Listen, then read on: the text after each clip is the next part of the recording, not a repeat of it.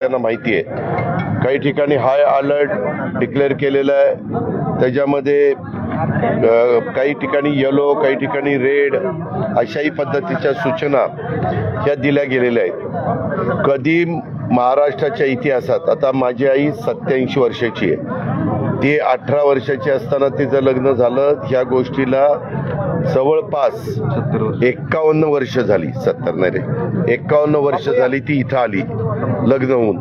ती मला सांगत होती, सकाळी मी तिला पण ढेकळवाडीत गेलो तेव्हा भेटायला गेलो होतो, ती म्हणली अजित गेल्या 51 वर्षात एवढा पाऊस ठराविक काळात झालेला माझ्या तरी पाहण्यात नाही. आम्ही सकाळपासून कलेक्टर, प्रांत, त्याच्यामध्ये आमचे DYSP, PWD, इरिगेशन हे सगळे अधिकारी घेऊन मी फिरतोय. काही अधिकाऱ्यांना, चीफ ऑफिसर वगैरेंना बारामतीतच थांबवलेलं आहे. त्यांना MIDC वाल्यांना, नगरपालिकावाल्यांना, काही इतर प्रांत किंवा BDO वगैरे त्यांना तिथं थांबून तिथली कामं करायला सांगितली. काल दुपारपासून काल उशिरापर्यंत पाऊस पडला. बारामती, इंदापूर, दौंडची सरासरी आहे 14 इंचाची वर्षाची. काल शेटफळगडे म्हणून आमच्या इंदापूर तालुक्यात गाव आहे, तिथं आता आम्ही पुढे जाणार आहे. आता इथनं शेटफळगडेला या बापू या, त्या ठिकाणी जाणार आहे. तिथं मला सकाळी कलेक्टर सांगत होते की जवळपास तिथं पाऊस पडला हा 13 इंच पडला. 13 इंच एका दिवसात, म्हणजे वर्षाला 14 इंच पाऊस पडतोय, तिथं 13 इंच पाऊस पडला. बाकीकडे 7-7 इंच पाऊस पडला. आणि दुर्दैवाने काय झालं, कॅनॉल बंद आम्ही केलेला होता, पण बंद केला तरी क्लोजर यायला 48 तास लागतात. आदल्या दिवशीच कॅनॉल बंद केला होता, पण ते यायला वेळ लागला. आणि भरपूर पाऊस ठराविक काळात पडल्यामुळं इकडं मुरमाडी वरचा जो भाग आहे, ज्याला पूर्वी माळ आम्ही म्हणायचो, ते सगळं पाणी आमच्या कॅनॉलमध्ये उतरलं आणि एक कॅनॉल फुटला. निराडावा कालवा आपल्या लिमटेकच्या ठिकाणी एक फुटला. आपल्या याच्या इथं काटेवाडीच्या परिसरामध्ये अलीकडच्या बाजूला भवानीनगर आणि काटेवाडीच्या बॉर्डरला, मासाळवाडीच्या जरा पुढं अशा पद्धतीनं 2 ठिकाणी कॅनॉल फुटले. परंतु आता 250 क्युसेसनं पाणी आपल्या निराडावा कालव्याचं चाललंय. हळूहळू कमी होईल. आम्ही एस्केप पण काही सोडायला सांगितलेले. निरा नदीला पण पाणी आहे, काही प्रमाणात करा नदीला पण पाणी आहे. तुम्ही मीडियाच्या सगळ्या चॅनलवाल्यांनी बघितलं, सगळ्या ओढ्यांना भरपूर पाणी आहे. आणि त्याच्यामुळं आम्ही जी गावं आत्तापर्यंत कव्हर केलेली आहेत किंवा जी शेतं खराब झालेली आहेत आमच्या शेतकऱ्यांची, काही ठिकाणी कांदा देखील कन्हेरीमध्ये तुम्ही बघितला असेल, एका माझ्या शेतकऱ्यांनी कांदा काढलेला आहे, तो पण भिजलाय.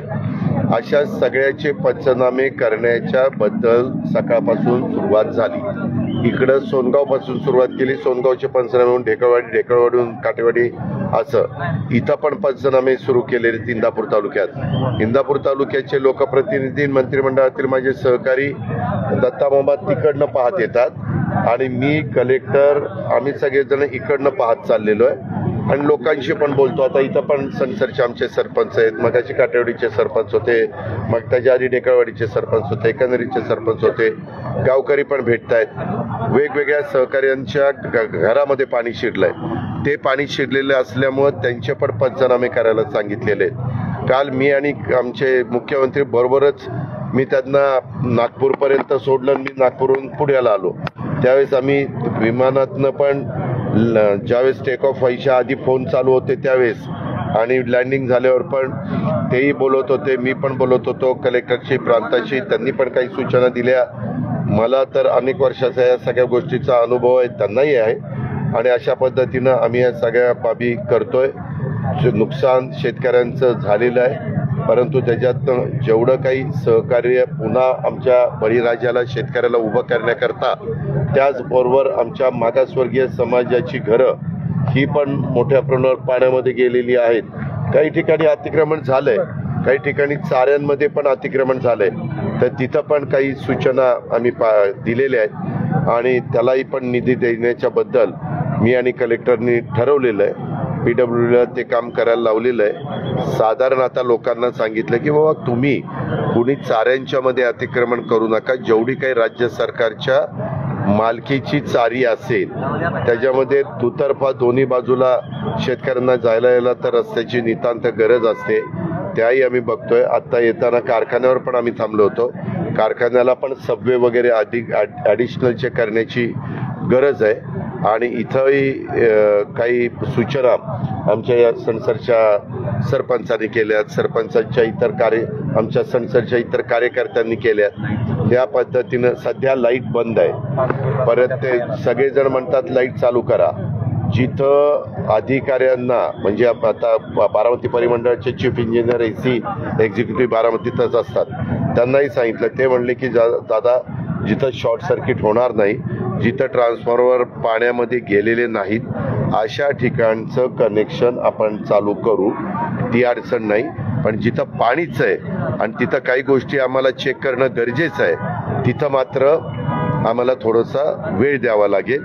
त्याच्यावर तिथं काही लोकांना निसर्गाच्या पुढं आपलं कुणाचं चालत नाही, तिथं लोकांनी पण सहकार्य करण्याची नितांत गरज आहे. लोक सहकार्य करतात, त्याबद्दल दुमत नाही. परंतु अजून पण हवामान खातं म्हणते 28 तारखेला पण पुन्हा रेड अलर्ट, जास्त पाऊस येईल. मी खोटं नाही सांगत. काही जण म्हणतात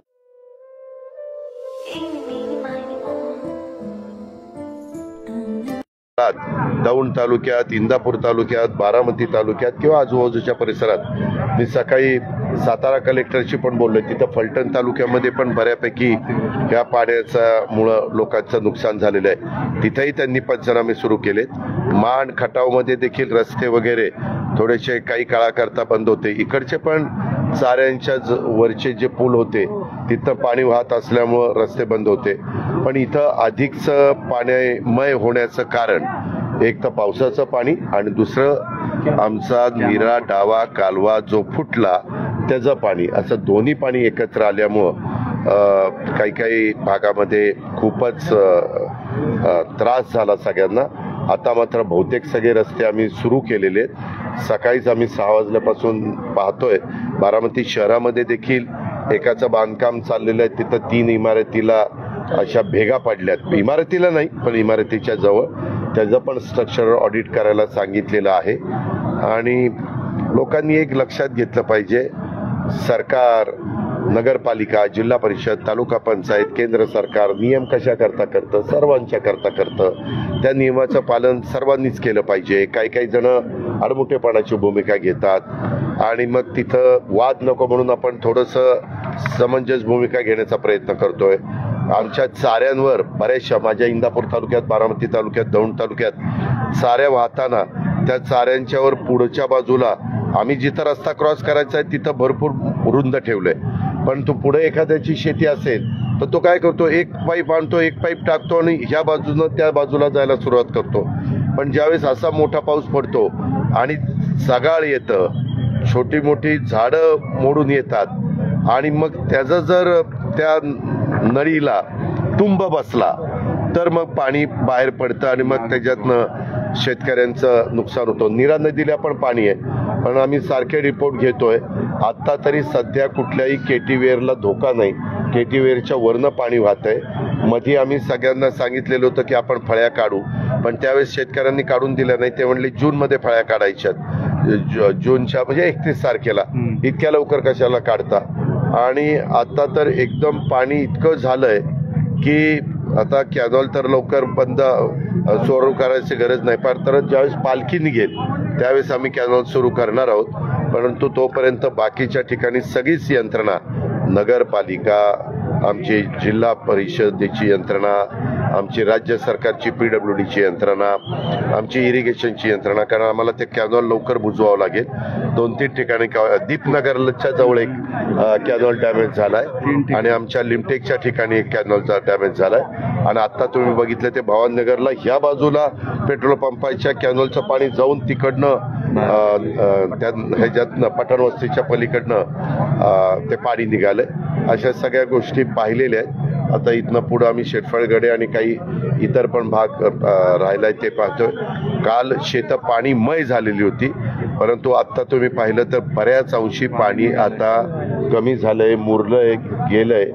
आणि आम्ही एक केलं काल हे सगळं परिस्थिती बघितल्यानंतर मी रात्री फोन करून आमचे पृथ्वीराज बापू जाचक असतील, होणारे चेअरमन, आत्ताचे चेअरमन आमचे प्रशांत काटे असतील, MD असतील, तसंच माळेगावचे केशवराव जगताप असतील, तिथले MD असतील, आणि सोमेश्वरचे MD आणि तिथले चेअरमन पुरुषोत्तम दादा, सर्वांना सांगितलं आमच्या इथं शेतकरी 1/7ला लागणी सुरू करायची अडचणी. आताची परिस्थिती बघता 1/7ला लागणी होणं अशक्य आहे, कारण वापसाच येणार नाही. म्हणून आम्ही 15/7चा निर्णय घेतला. त्याचा सर्क्युलर आजपासून फिरेल, म्हणजे शेतकऱ्यांना त्या 15 दिवसामध्ये लागणी करण्याच्या करता फुरसत मिळेल. आणि लागण तारीख आता 1/7 नोंद होणार नाही, ती 15/7ला होईल. ह्याची पण नोंद त्यांनी तर सांगितलेलेच. आज तुम्ही सगळे चॅनलवाले आहेत, तर त्यानिमित्तानं तिन्ही कारखान्याच्या कार्यक्षेत्रातल्या माझ्या शेतकऱ्यांना ही बाब समजावी म्हणून त्या गोष्टीचा उल्लेख केला. काल मी दुपारी पण पंतप्रधानांच्या बरोबर होतो, तेव्हा आम्ही एकत्र जेवत होतो दुपारी. त्यावेळेस पण आम्ही त्यांना सांगितलं की पंतप्रधान महोदय, आमच्या महाराष्ट्रामध्ये कधी मे महिन्यामध्ये एवढा पाऊस पडलेला नव्हता. लागोपाठ 4 दिवस पाऊस पडतोय, आणि आज तर पावसाने काही भागामध्ये अक्षरशः धुमाकूळ घातलेला आहे. आणि अजूनही हवामान खातं म्हणते की पुढेही पाऊस पडण्याची शक्यता आहे मे एंडला. आणि काही जण म्हणतात की मान्सून आता जवळपास पोहोचल्याचं जमाय. आता हा प्री मान्सून आहे किंवा मान्सून आहे, कारण आपल्या अंदमान निकोबारला आला, केरळला आला. आता केरळ पासून कोकणात यायला गोवा आणि आपलं सिंधुदुर्ग, रायगडला वेळ लागत नाही, रत्नागिरीला. पण आता मला आज जे 5-7 जिल्हे मध्ये जास्त पाऊस पडणार, त्याच्यात सिंधुदुर्ग आहे, आपला रत्नागिरी आहे, आपला सांगली आहे, कोल्हापूर आहे, सातारा आहे, पुण्याचा भाग आहे, अशा काही रायगड आहे, अशा काही भागामध्ये प्रशासन म्हणून राज्य सरकारने, मुख्यमंत्र्यांनी, दोन्ही उपमुख्यमंत्र्यांनी, मदत पुनर्वसन मंत्र्यांनी, आपत्ती व्यवस्थापन मंत्र्यांनी